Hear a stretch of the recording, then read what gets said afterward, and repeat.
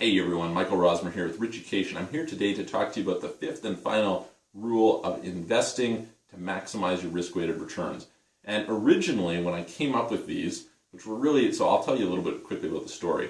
What had happened was I'd had an experience of seeing Warren Buffett's rule number 1, which is don't lose money, and rule number 2, never forget rule number 1. I said, well, that's great, but how do you apply that? And having just gone through seeing a lot of people lose money and myself losing money, etc., family losing money, this was really important. And so I decided to study what Warren Buffett said, combined with studying what Gates said and a few other people, and came up with a series of rules of investments, which I sent to a mentor of mine who actually put it on his wall. And when I'd call him up with different investments, he'd get me out my list of rules and read them back to me, which is great. But through that process, I started writing some articles on the subject, etc. And I was able to kind of distill a lot of that down, plus add a bunch more as I learned more going through the process, right? And kind of prioritize them, etc. So eventually that came down to the 4 rules that we've covered so far, which is rule number 1, understand what you're investing in, which, again, tons and tons of depth in that. Rule number 2, buy something that's going to go up in value. Rule number 3, buy for less than it's worth with a margin of safety. And rule number 4, of course, protect your downside. Now, I ended up having a close friend of mine who has sold investments for a lot of years and has had some really bad investments contact me about something he's going to knock it out of the park. It's fantastic. And I said, well, okay, you want me to look at these investments and you want me to present them to people and things like this, make introductions for you. I said, here's what I need. I only will invest in, and I will only recommend to other people, or maybe not recommend, but make introductions for it, if it meets these 4 rules. And I gave him the rules. He says, those are fantastic rules. I love those rules. And this is why it's so great. It meets all those rules. And I'm like, no, it doesn't. And it brought to mind something. There's a book called What I Learned Losing $1 Million. I don't remember who the author is, but definitely worth checking out sometime. There's a bunch of things that I disagree with in how he implements it, but the story and the fundamental premise is fantastic, which is this idea that there's a lot of ways to make money, but there's fewer ways to lose money.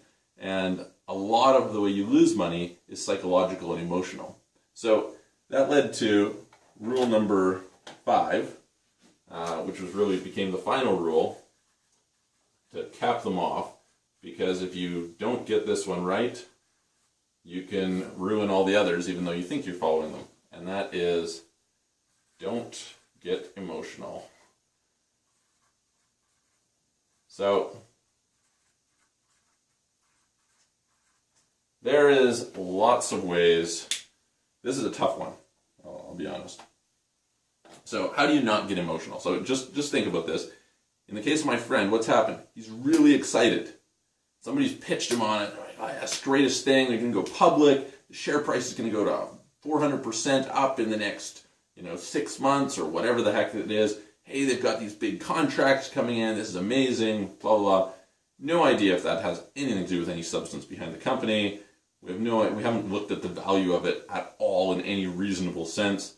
We haven't looked at lots of different fundamentals about it, and there's a lot that could go wrong in there, okay? Might do it. I'm not saying it won't do it, but lots of risk. There's nothing to protect your downside. It's a pure stock play, and on and on and on, right?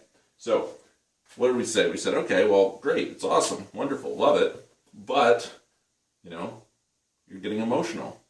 And when you get emotional, you start to get blind, okay? I do this, unfortunately, in relationships. But anyway, point being, we don't want to be that way.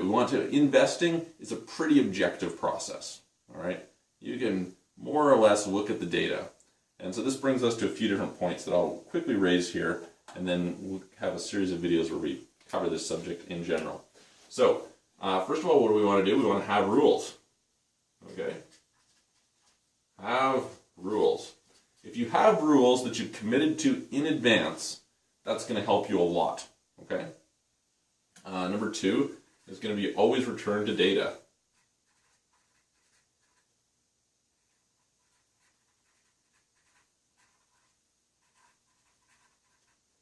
That's a second thing to do.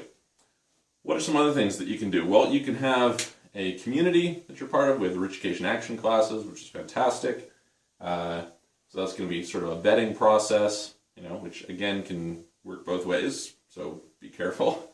What are some other things that you can do in terms of don't get emotional? There's, you can put yourself into an environment. Environment has a lot to do with being emotional or not. Okay, so it's a really important thing. You can have a series of questions that you ask yourself that you have to go through. You can have a series of processes that you're forced to go through. You can, a variety of different things. So again, this is, unfortunately, I don't have this one very well memorized off the top of my head, but I wanted to lay it down for you, and we're going to go through some different strategies later on. Being aware of some of the things that you can fall into is really, really important. Recognizing what those are, and that's self-awareness piece. Okay, so lots of things that you can do about not getting emotional. And if you followed all the previous ones, and part of it is habit, right? So that's something as well. It's kind of to train yourself, have that discipline. Meditation is probably helpful. If you just think about it from that discipline standpoint, Ray Dalio credits it with a lot of his success. I'm not saying I don't love meditation myself, but those types of, you just think about when you're stressed, you're emotional.